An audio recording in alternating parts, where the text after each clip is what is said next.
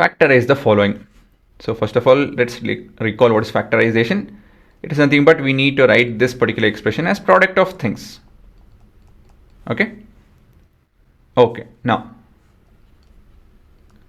let's write the question, then start thinking towards it. So this is 9, this is 4. Okay, that's good. That's a good sign. These two are squares of numbers. This is also square of number. So yes, we have a bingo. We have this particular expression related to some identity. So what identity is it related to? What identity can we use? Now you guys have to figure it out.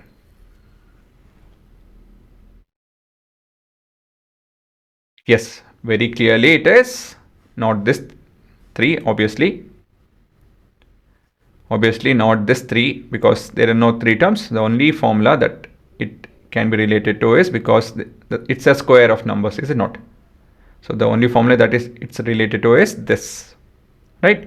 So a plus b plus c the whole square formula. Okay, so what should we do? Let's write the identity of, so that things are easy to figure out. A plus b plus c the whole square is what? A square plus b square plus c square plus 2ab plus 2bc plus 2ca. Okay, now how can we convert this to this form? Again, it starts with figuring out what is 9a square. 9a square is 9x square, sorry, 3 square x square, which in turn can be written as 3x the whole square. Okay, so we are using the identity a to the power of n into b to the power of n, which is ab whole to the power of n. See, depending on the marks, if it's 2 marker, 3 or 4 marker and all of that, let's write the smallest identity that is used in this particular question, because it will carry mark. If it's 1 marker and all, don't do much. If 2 marker also, only the main identity is enough. If for such a question, it is generally 2 or 3 marker, so it's okay if you write this formula. Then 4y square can be written as what?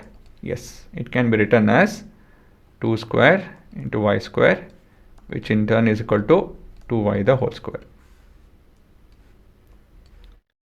And now we have 16z square, which can be written as 4 square into z square, which is 4z the whole square. Okay, so all this is good, but we have negative terms also. So whenever we get negative terms, you guys have to start thinking in terms of what should be negative, which term should be negative. One of this term should be negative. So which term do you think it is? Well, look for what is common in the negative term. Which variable is common? Well, in both of this, z is common. So we'll end up writing this as minus 4z the whole square. Remember, any negative expression raised to the power of even is always positive. So other way around is also true. If I have a positive term, I can rewrite this as negative term to the power of even. Is it not? I had a positive term, right? But the square of it, positive square of it. So it's an even power. So I can rewrite this as negative term. Okay. So this is the ulta way. So I have a negative term. Since it's getting squared, it will become positive. Okay. This is generally what we used to think. Now it is the other way around. Okay, guys. So this is how you have to figure out which term will be negative. And so the entire expression can be rewritten as 3x the whole square plus 2y the whole square plus minus 4z the whole square, okay, plus 2 into whatever is the a term, just write that. Whatever is the b term, just write that. By default, it will be the same as this. If not, the question is wrong. Okay, you don't have anything complicated. You just have such simple questions. 2 into 2 is 4, 4 into 3 is 12. And x into y, see, it's correct. Plus 2 into whatever is the a and whatever is the c, just copy that.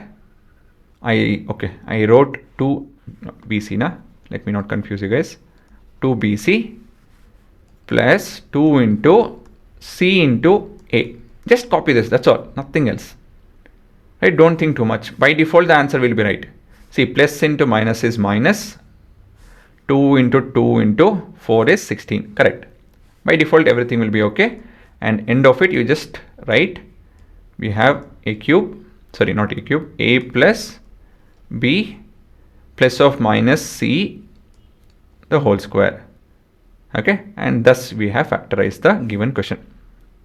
So this is again one of the tough questions for quite a few people. So the funda is this. All you have to do is write in the form of squares of numbers. If there is a negative term, look whatever the variable is common, that has to be the negative term. Rewrite the entire expression and you have this. Okay, yes. So this is the only method that you guys have in your syllabus. This can be solved in different ways. But yes, we are not looking at that. It will be a bit lengthy and so on and so forth. Plus, it's not there in your syllabus that they want you guys to use this. And the question is always related to something like this. Okay, this particular identity, and this is the method of going across. So don't waste too much of time figuring out what is supposed to be here. All you have to do is write 2ab plus 2bc plus 2ca. In this manner, if you write, you are done. And then you can write this and you are done.